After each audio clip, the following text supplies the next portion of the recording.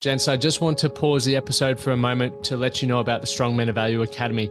You will have heard me refer to it a number of times, and I want to bring more attention to it. So this isn't just a program, it's a life-changing environment and community of men who are focused on personal and professional growth. We're looking at areas of relationships, wealth, and health, things to help you thrive and maximize your life. Imagine having bi-monthly one-on-one coaching sessions with myself, weekly group coaching calls, and an incredible brotherhood of high achievers by your side. Now, we're diving into resilience, leadership, and holistic growth to not just succeed in your career, but to thrive in your health and your relationships. Your journey to greatness, it starts here. So join the movement and you can apply for the Strong Men of Value Academy. You can head to themanthatcanproject.com to find out more. Traditionally, men don't open up and the suicide rates are a lot higher in men. And I just hope moving forward that guys can start to open up more and just know that it's okay.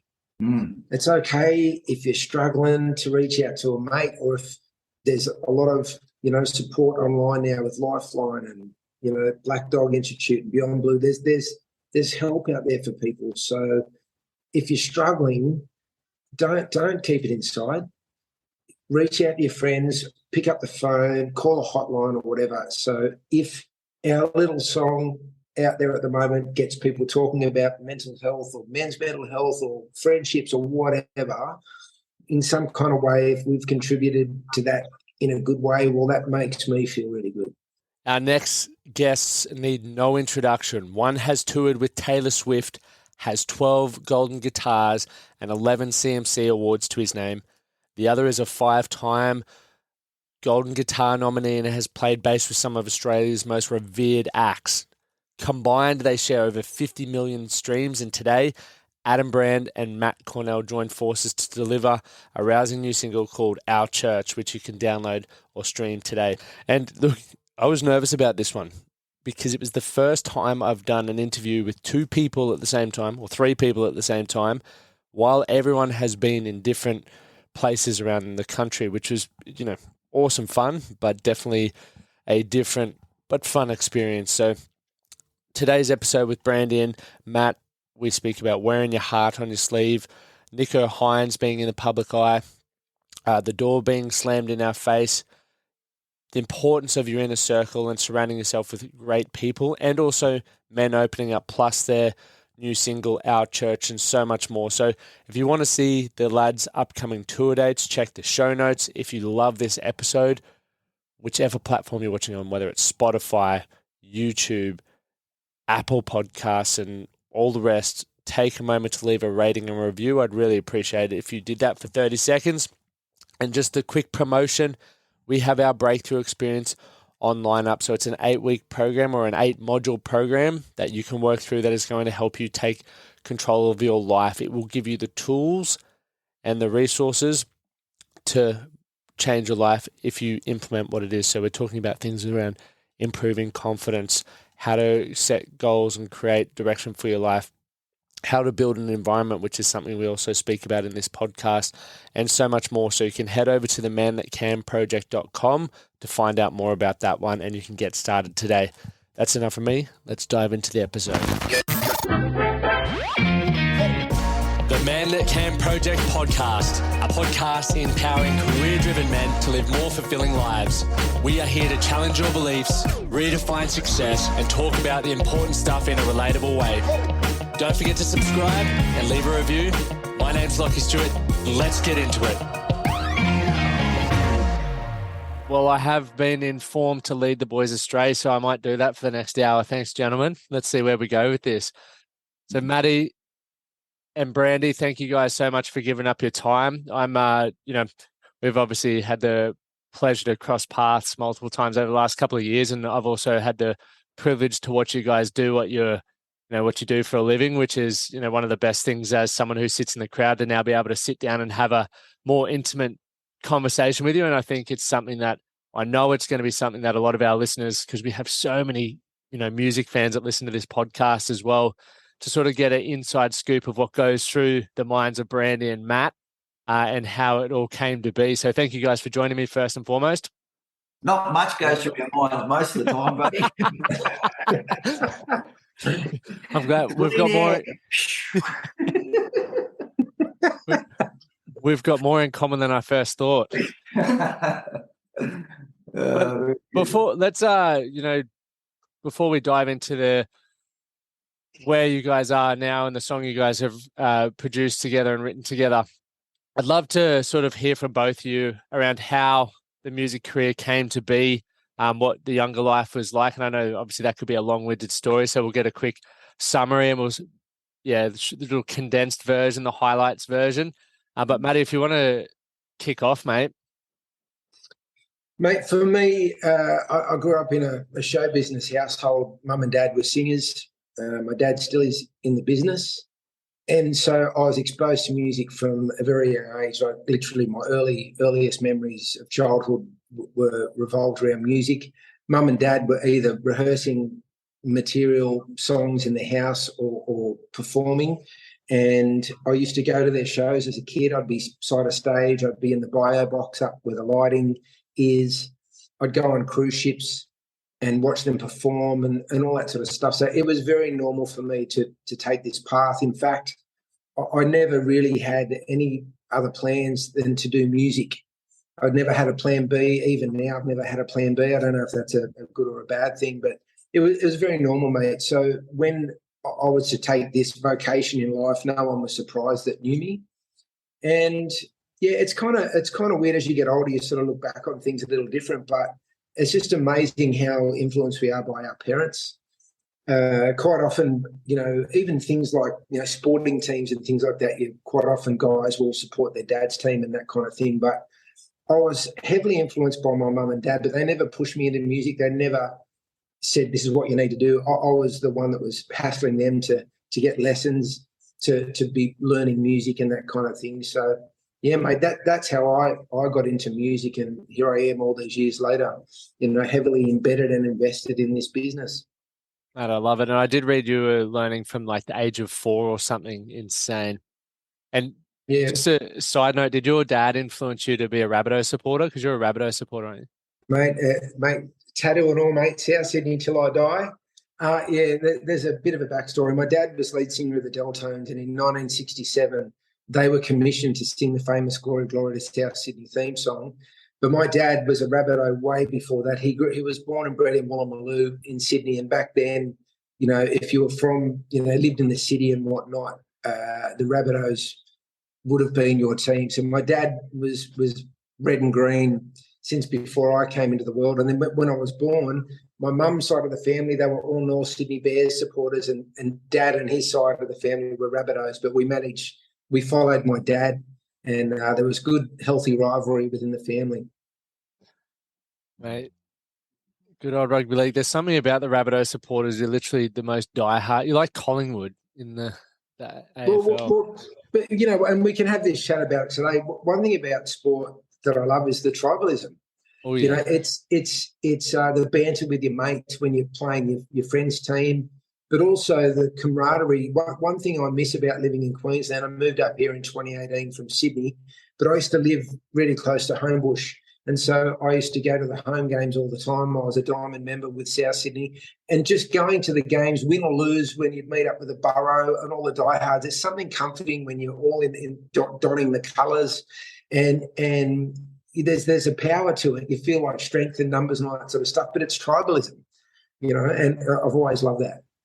I love that. Thanks, Matty. So, Brandy, mate, how'd you sort of give us a bit of your backstory? Similar age as Matty. From a very young age, I was going to see my dad and my uncle's band. And so I had an uncle my dad who was a lead singer, uncle who was a drummer, uncle who was a bass player, and an uncle who was the dodgy manager.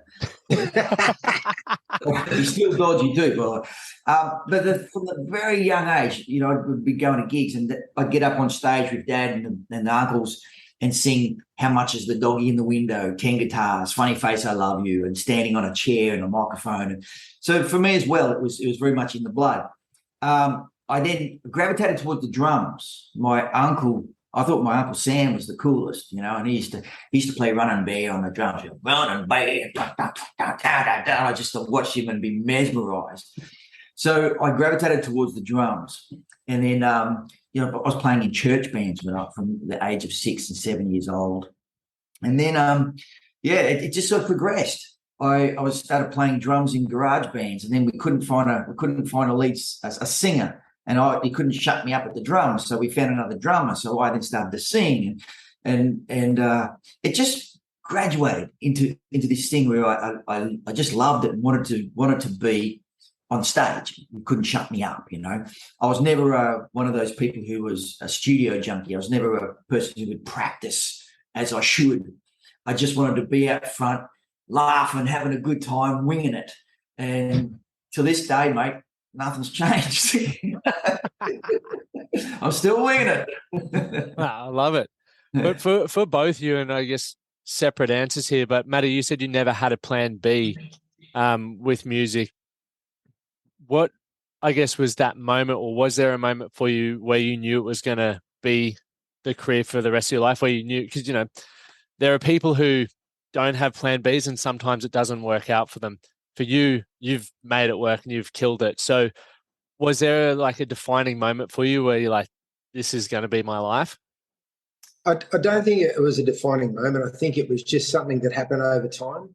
I started playing professionally at 16. They used to have to sneak me in the back of the doors in the pubs and all that sort of thing. And I think from a young age, it's what I always wanted to do. And I think when you're deeply embedded in it, you don't sort of stop to ponder what you're doing. I was just doing it. But as I got older and I started to get some profile gigs and touring overseas and that kind of thing, I definitely, it just confirmed that I made the right choice. But I never had that moment where it was like a light bulb moment, like, oh, here I am, I've arrived and this is what I need to do. Again, I think similar to, if you want to use sport as an analogy, if you see, quite often an NRL, for instance, that, you'll see a famous dad and the son ends up being an NRL player. It's not like you sort of, I think sometimes the vocation chooses you. And that was for me. I was just doing it. I never sort of stopped to question it or think, that I've made it or anything like that. It's just something that, like, deep within me, I had to do it. Even now, mate, like especially the last couple of years, it's been, the music industry's been through hell and back. But as much as I've always had little side hustles and things like that, but music has always been at the forefront, and I've never really questioned it, mate. That's awesome.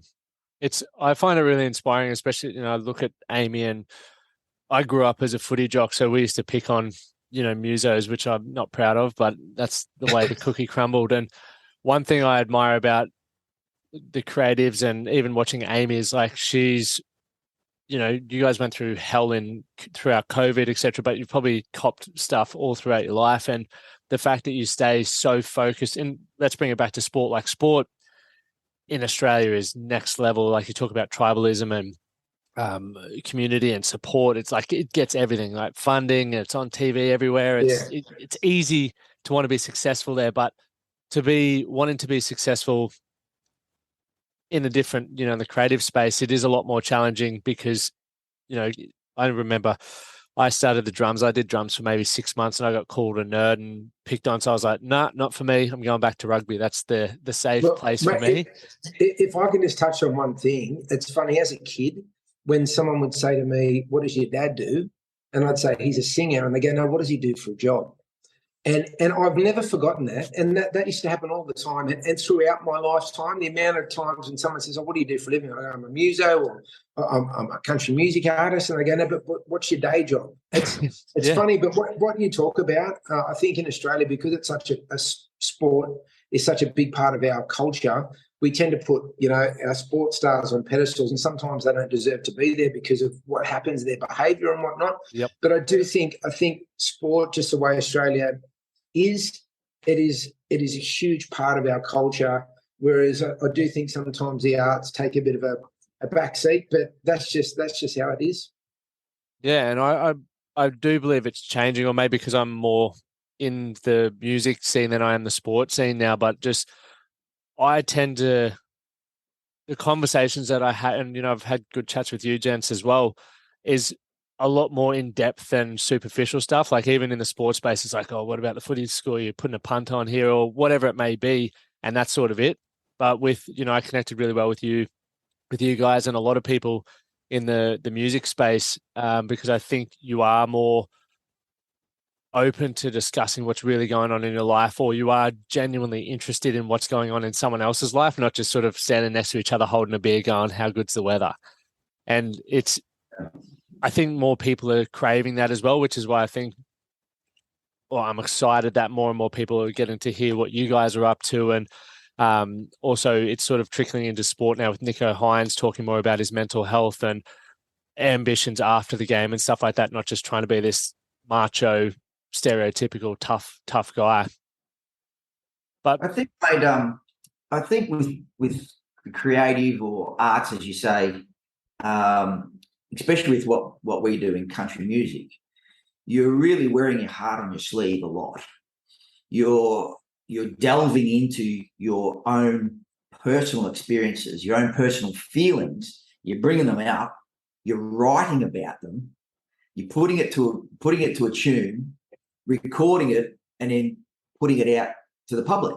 So in effect, you're really sharing with everybody or whoever is interested and whoever wants to have a listen. You're saying, this is a part of me. This is how I feel about this.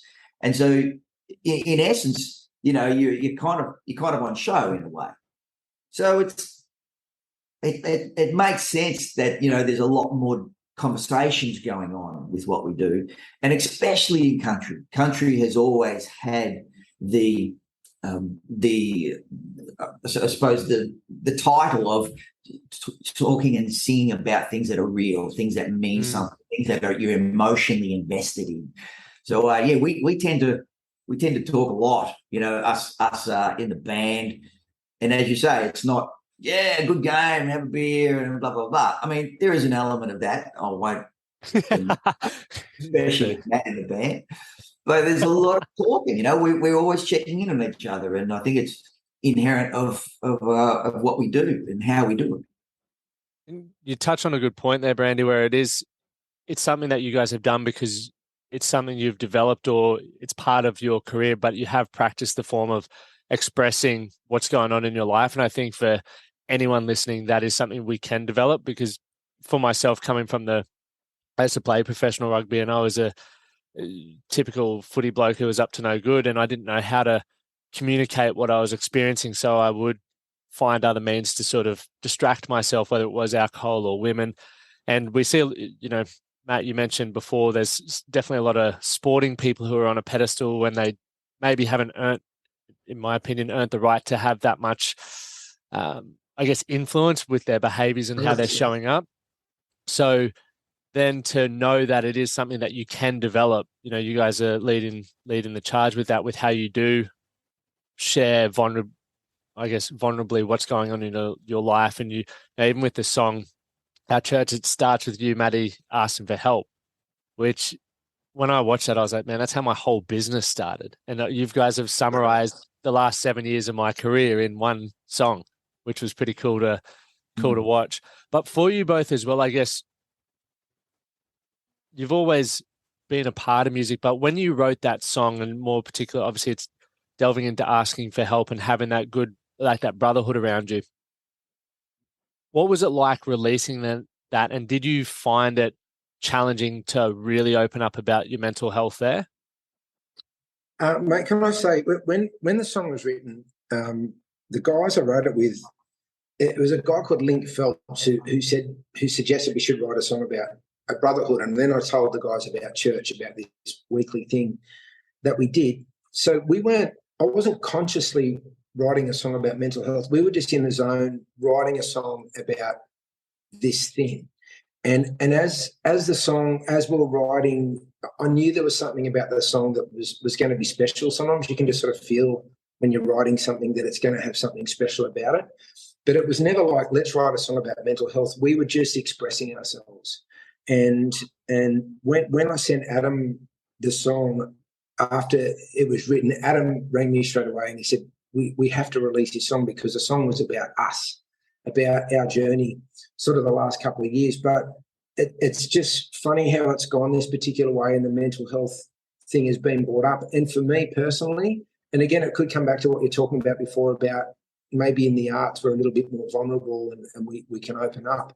But I've always been very open about, if I've been struggling and whatnot, I definitely will reach out to friends. But I haven't shone away the last couple of years in when I'm doing, radio interviews and stuff, when I'm talking to people. I have not tried to hide the fact or mask that I was doing okay, because I wasn't.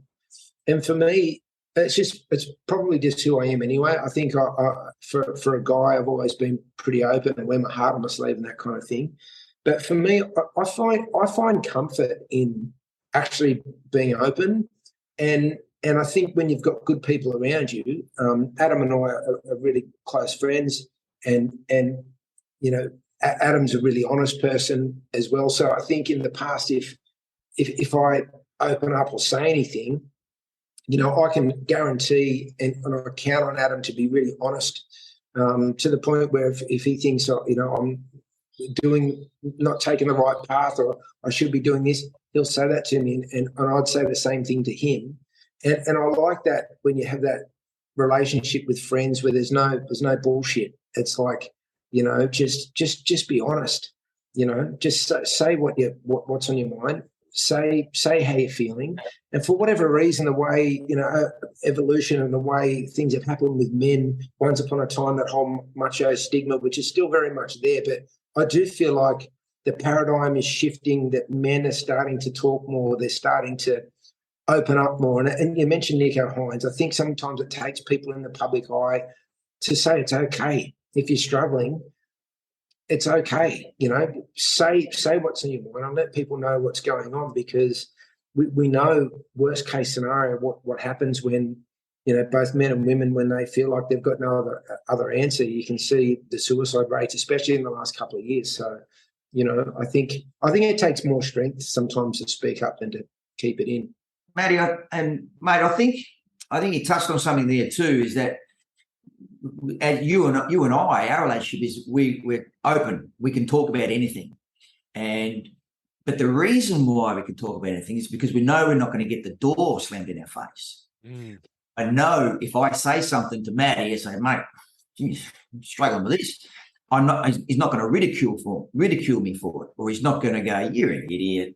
And maybe as men, we're guilty a bit of that in the past, making fun of your mate if he shows a bit of weakness, if he shows a bit of vulnerability. It's just like, okay, there's something loose. We'll pick at that. Again, it's part of our culture as guys, and especially Aussie males, to have a go at each other and rib each other. But I think when you feel safe, when you feel like your mate who you're going to open up to will take it the right way and will support you through it, we will open up more. And I think that's what's beginning to happen. We're starting to feel like it's okay. It's a very good point about having the door slammed in your face. We even find it one of the challenges in relationships, as well as a lot of women generally want their partners or husbands or whatever to open up. And the moment that we do, they're just like, fuck, I don't know how to deal with this. Please don't do that again. And that's, another one of those reasons where it sort of gets slammed in your face. So I guess having that awareness that Are You Okay Day is a great example. We do, promote it once a year, but a relationship or a mateship, as you guys touched on, is like you guys are chatting all the time. You're doing those little daily deposits on the mateship, and sometimes it's a serious chat. Other times you might be just having a bit of banter, but you know that your mate's always showing up for yourself, or you can rely on them and depend on them when they're there, not just one day a year when we've been told to ask, are you okay? Yeah. The more you do it, the easier it gets too. Definitely. And so, Matty, you joined Brandy's band 10 years ago? 14. 14? Oh. Yeah. You get less for murder, mate. There's only 12. It was 14 years, and the funny thing is, without digressing, the very first gig I did with Adam, very first show, I was getting dressed in my hotel room, putting on my T-shirt when I got out of the shower, and I put my hand through the shirt and accidentally put my hand in a ceiling fan, and ended up having to tape it up, do the show, and then get stitches after the show. But the reason I'm bringing it up, a good mate of ours who I met through Adam is rock doc, Dr. Brad, and just recently he sent it to me a couple of times now. He goes, mate, this thing still pops up. He's got the admission slip from the hospital, and it was the exact night, the exact date, so I can trace it back to the exact date when I first started playing with Adam. From memory, I think it was October 2009 or whatever. But yeah, it's been a long time. That was the day that I knew that he was going to be around a long time, because I was on stage and I looked across and he's standing over there grimacing, playing the bass, blood dripping from his fingers onto the floor. And I looked at him and I went, yeah, he's prepared to bleed for me. He's on. What a start to a long-lasting friendship. Mate, that is unbelievable, putting your hand through the bloody ceiling fan. Crazy. Commitment. What's it been like touring together for the last 14 years? Like, you'd obviously have some highs, have some lows throughout that. But as I guess we can say as brothers, what have been some of the special moments that you guys have created together? Well, if I can go first, just that first part of your question, when I first met Adam, and just like any kind of business transaction, when I've been asked to work with whoever, sometimes it might be 5 shows, it could be 2 shows or whatever. So when I first got the call to do a tour with Adam, I was still working with another band. I was with a rock band at the time, and so I just thought it was going to be a tour. You don't know how it's going to go, but over time, our relationship, we became closer and became mates. And one thing about, similar to, again, like sport, when you're touring in a band, you spend a lot of time in vans, hours, in fact, in green rooms, in airports. And so being on stage, that's only a very small part of the relationship. So much more of it is when it's the traveling and whatnot. And as time went on and Adam and I got closer and closer, I sort of left the rock world that I was in, and Adam suggested I sort of do country. But in terms of highs and lows and that kind of thing, one thing I can openly say, Adam and I have seen each other at our best and our worst. We've been there for each other when there's been heartbreak, when there's been loss, when there's been stuff on our minds or whatever. We've literally seen each other when we've been at rock bottom, on top of the world, and I think that's in some way it's solidified our friendship, because no matter what, we've always just been there for each other, and it's something I think when you get older, you don't take things for granted. As I get older, my friends, my inner circle, I love my inner circle, and I'm so thankful. That old saying, I can still remember when I was a little kid, my nan said to me, if you can count 5 really good friends on one hand, you're doing well. And I was like, Nan, I've got 30 friends. And she said, no, when you get older, you'll understand when you've got those people that if you call them at 3 a.m. and say, mate, I need you, they're getting in the car and they're coming to get you. Those sort of friends that will do anything for you. And so, Adam and I, we've had a unique friendship. Yeah, the business side of things, yeah, sure, we've played on stage in front of big crowds and all that stuff that people can look from the outside and go, that's really cool. But it's the times I've spent with Adam in vans, and usually I'm the driver when we're on the road, so it's usually him and I in the front, and the amount of conversations that we've had about everything, that's been the highlight of my time with Adam.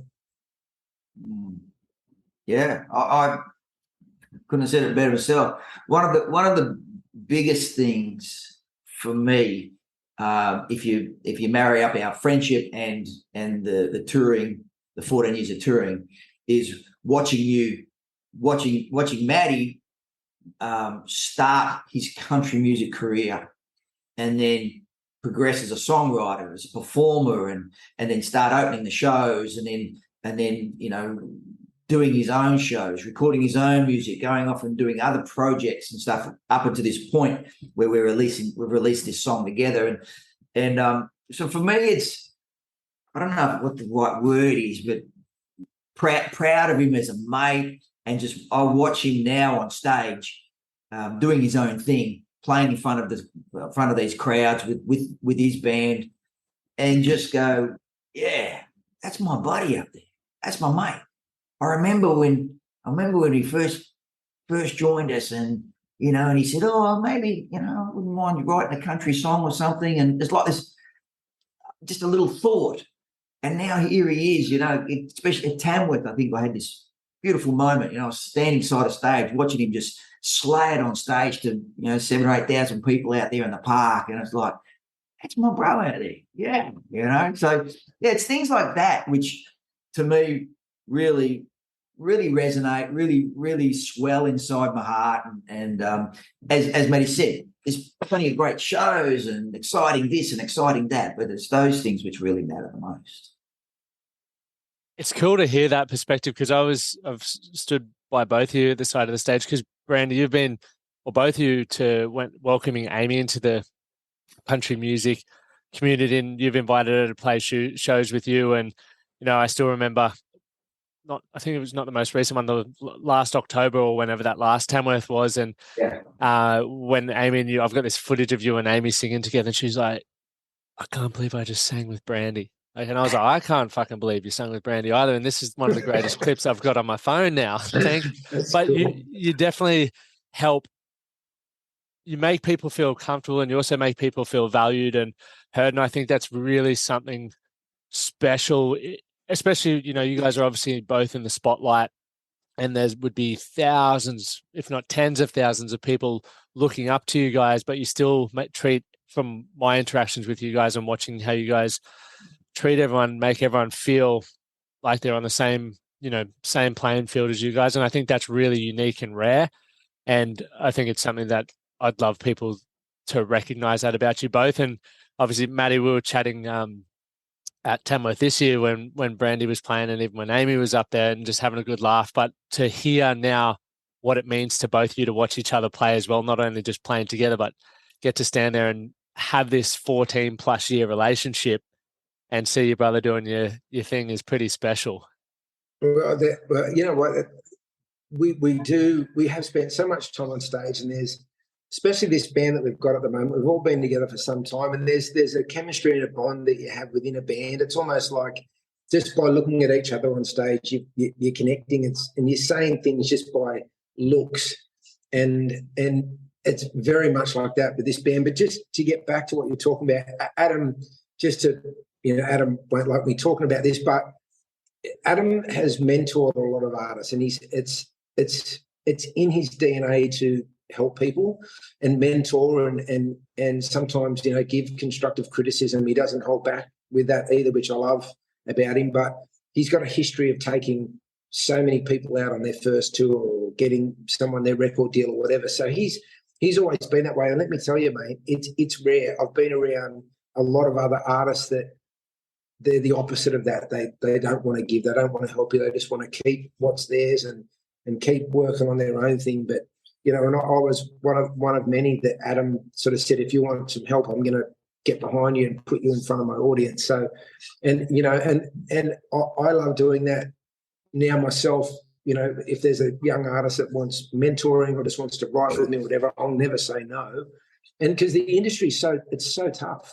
I jokingly, when parents come up to me at shows and go, look, my son or daughter's thinking about getting into the music business, do you have any advice? And I say, yeah, tell them don't, because mate, it's not for everybody. Yeah. It's not. And it's not just about talent. That's only a small portion of it. Like for some that may have a bit of talent, they just may not have the drive or the thick skin or whatever it takes to be in the music business. And certainly financially, it is a roller coaster. It is one of the hardest industries, to make a living and something that is ongoing, because it's so cyclical and all that sort of stuff. So yeah, it's a tough business. So Adam has always been that guy for a lot of artists that will, help them and answer questions if they want to ask him whatever. He's an open book, and that's just one of the many things I love about him. I actually feel really blessed, mate, with my life, and I feel almost in some points ago, how did this happen to me? I'm not actually that good. Why is this happening? So, and a part of me, I just love helping people. I love seeing other people do well. And I've always felt that you don't get more if you scoop everything into your corner and hold it like this. I feel that you get more if you have your arms open and let it out. This happened very early on in my career for me. And I remember it was quite a mind shift for me. I'd been out on tour, just a couple, not many shows, but a few shows with some bigger artists, and things happened to me. And they were things like, you're only allowed to have one acoustic. You only have a white light on you. You can't be too loud. You can't do this. You kind of restrictions put on you, you know. And I always thought to myself in those early days, I thought, if I ever get big enough, I'm never going to do that to someone else. I'm going to make sure that they can do what they want. You want to use a band, use the band. You have all the lights, make them loud, do whatever you want to do. And I think it sort of stems from that. I genuinely love watching other artists explode and go into this incredible phase where things are happening for them. They're realizing their dreams, because I remember how that felt for me. It was such a euphoric sort of feeling. And so I love watching that happen, you know, in other people. It's interesting, that point that you raised there, where a lot of acts don't want the support act to, it's perceived that they'll outperform them or whatever. But whenever I go to a show, I'm like, I love it when all the acts can do what they want, because it's just like turned into a mini festival. It's bloody unreal. And everyone has their own way of doing things, but it just gets you more and more hyped. I went to the Red Hot Chili Peppers, and Post Malone, which was completely random, was his support act, but they let him do whatever he wanted. And by the time the Chili Peppers were on, you're like, how good was that? I feel like I'm legitimately at a festival, and I've seen two incredible. And I didn't even like Post Malone, but now I do, just because I've seen him perform. So I think it's for an artist who's comfortable enough to go, hey, whoever's opening for me, let go full tilt. Let's do it. The better the opening act, it just strengthens the overall show. But not only that, I think it keeps you on your toes. If you get an opening act that goes out there and slays it, like it's great for the overall show. But you know, you've got to be in your A game as well. You've got to go out there and lift your game. You know, I think, and that was Adam's. His ethos has always been like the stronger the overall show is, it just adds value. Like the fans are there to watch the show. If the support act's killing it and the whole night is strong and the show's strong, it's a good thing. Brings it or raises another good question. How have you guys, both individually and collectively, continued to raise the bar for yourselves? Because obviously, as you said, it's a tough industry. There's always new artists coming through. You've got to maintain your audience and continue growing it. What sort of things have you done to, stay at the top of your game for so long? I don't think I am at the top of the game, actually. Mate, I would say you are. No, I certainly don't think so. But for me, what I like to do is surround myself with amazing, talented people. I've got the best singers in my band. In my band, I've got six singers, 6 people who sing in my band, and there's 6 people in the band, including me. I'm the worst singer in the band. So surround yourself with incredible people, right?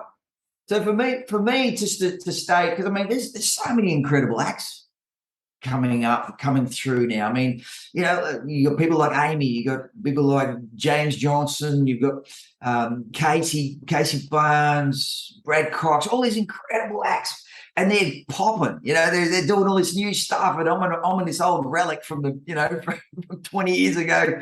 You know, trying to surround yourself with great people.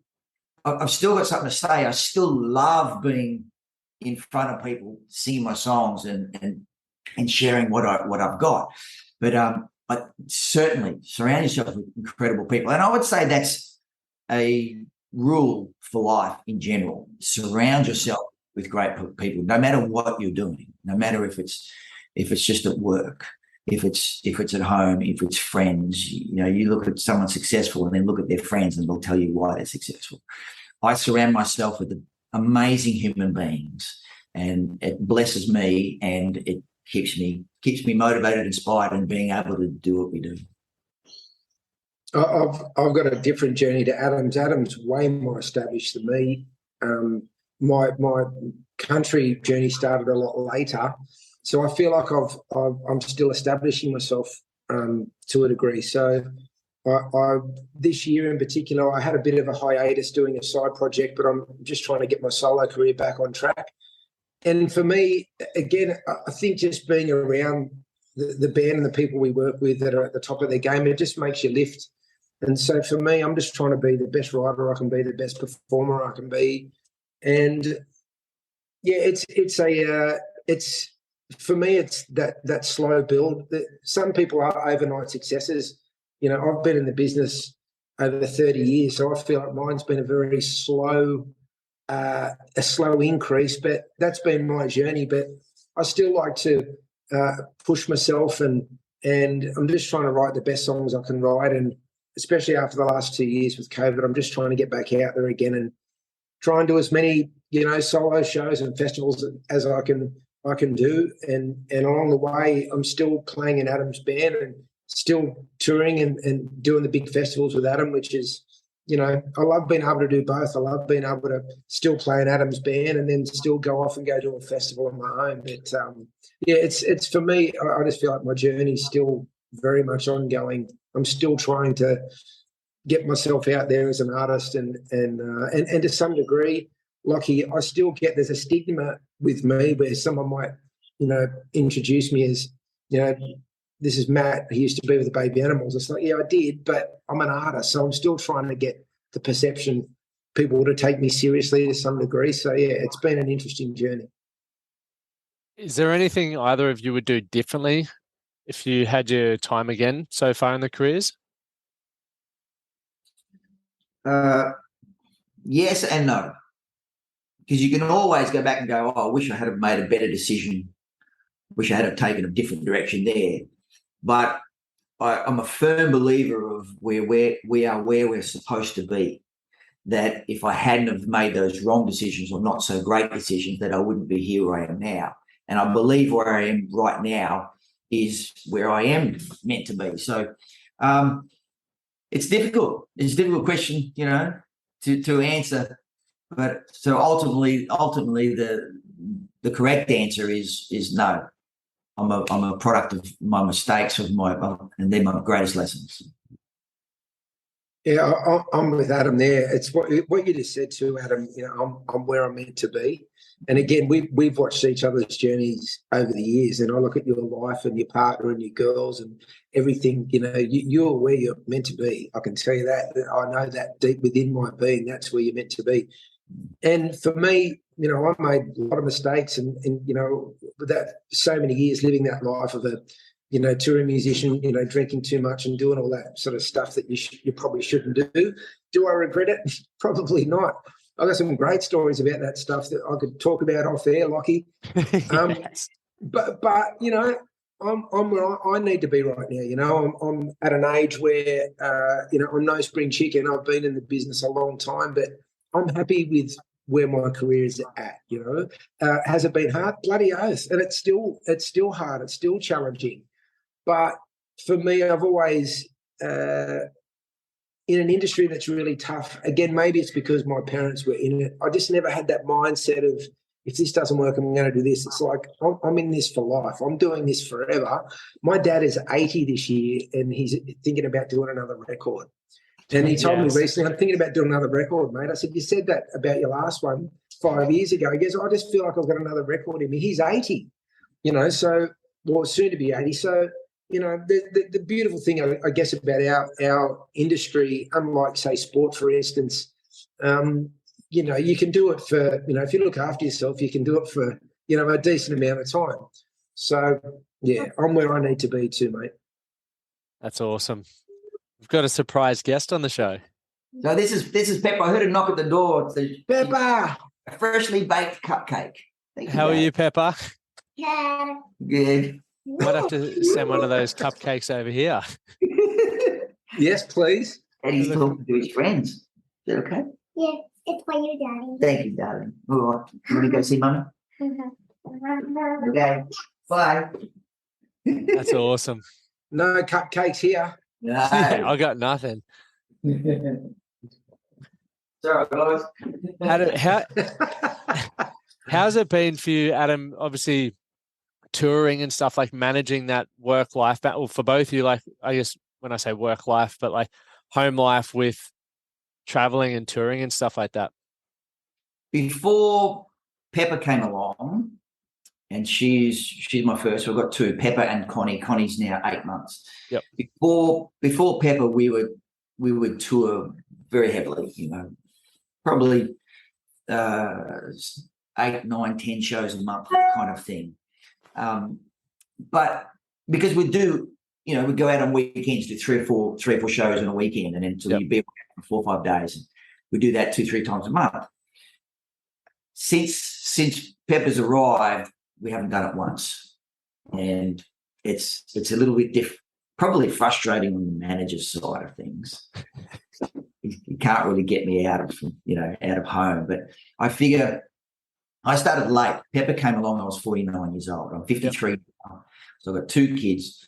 I've got a little 8-month-old, and 8-month-old. Yeah, 8-month-old, 8-month-old little baby girl who's my daughter, and a lot of my mates have got grandkids same age. You know, so I did start late. For me, it was perfect timing. Now I've got the time. I've got the patience to spend the time, and I don't want to miss it. I don't want to miss any of these times. So they know that I'll only go away for one night at a time now, which means those big tours kind of over, and we'll just do festivals, one nights here and there, and things like that. But for me now, my life, my direction, my focus, my priorities, the first thing on the ladder, the first thing I get up thinking about in the morning used to be music, tour. Okay, what am I going to do today? What's good? What strategy? What new idea can I think of? Now that's like 6 or 7 or 8, maybe more. Now it's about my girls. We live in a little farm. When I say farm, it's only 7 acres, but we've got chickens and veggies and fruit trees and tractors and things. And it's for me, this is my life now. I still love music. I still love getting together with my brothers and going and doing a show, but it has its place. So when you say, how do I find the balance? I think I've got the balance. For me personally, my balance is perfect because 95% of my time is at home with my family. That's awesome. That's so cool to hear. I always find it really interesting to see how people juggle it. It's one thing Amy and I get nervous about is like if we have a family, like, she's gone away now. I don't even know. I think she's gone to Winton or somewhere. I'm not actually sure. And then she goes to Melbourne with Shepherd, and she's constantly going everywhere. And I can't always travel because I got my own stuff going on. So we get nervous about that. But Matty, what about for you? Like, how do you juggle work-life balance? I was going to say, don't get nervous about it, mate, because you'll just make it work. I've worked with that many artists over the years that have multiple children and businesses and that. You just make it work. For me, I've got a partner in my life now, but I don't have a family. I don't have any kids yet, but I really hope to start a family one day. So for me, it's a lot easier to jump on a plane than it is for Adam. So yeah, I'm still open to touring and doing all that sort of stuff. So it's a lot easier. I think I live alone, and although I'm in a relationship, it's a lot easier for me to travel. But in saying that, gone are the days where we used to do, even the last big touring year with Adam, I think was 2018. Adam, I think, was the milestone tour, and we would have done, I don't know how many, maybe 50, 60 shows that year. But we used to do, tours where you do 30 or 40 shows in a couple of months. I remember back when I used to work with Shannon Noel, I remember the first tour I ever did with Shannon, we did 43 gigs in 50 days around Australia. And at one point we did 13 shows in a row over 3 states in the middle of that tour. And that was, that's how you used to do it. And I'd be away for 5 or 6 weeks or 3 or 4 weeks at a time. Do I want to do that kind of touring now? No, I don't want to do it like that. But for me to go 3 or 4 days a week and then be home for Monday to Wednesday or whatever, that suits me fine.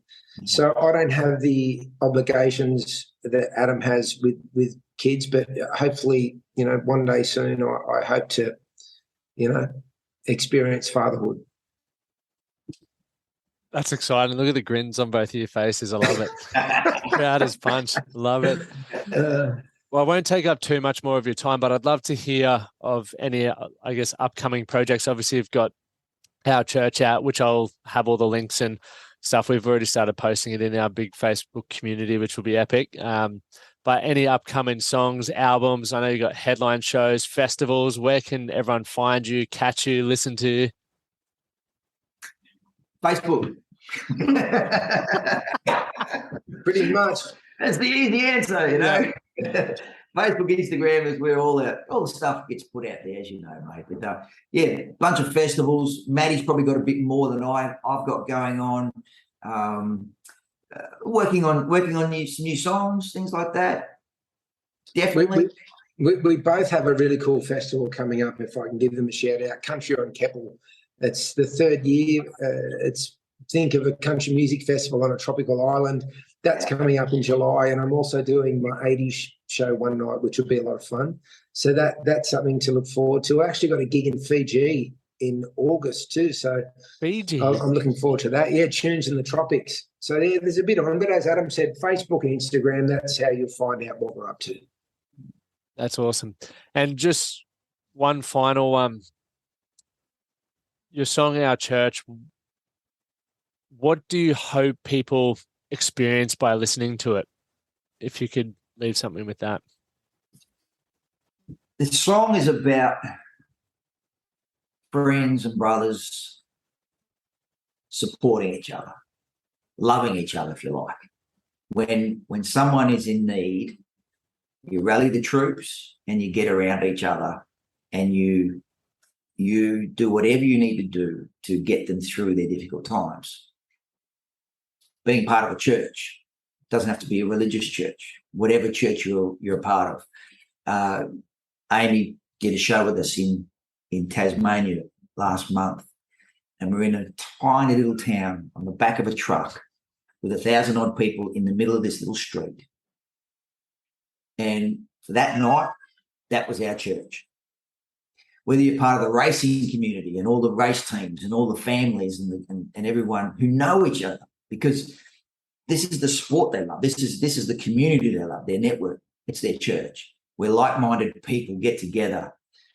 So when you ask what we hope that the song will do, we hope that it forms strong connections, strong relationships, that people will just support and love each other, be kind to each other, and be a part of a group that does that. Church.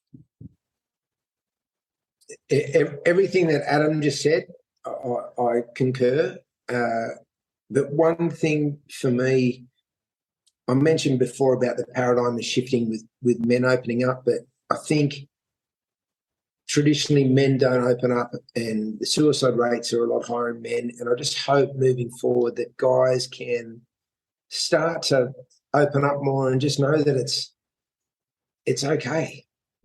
It's okay if you're struggling to reach out to a mate, or if there's a lot of support online now with Lifeline and Black Dog Institute and Beyond Blue. There's help out there for people. So if you're struggling, don't keep it inside.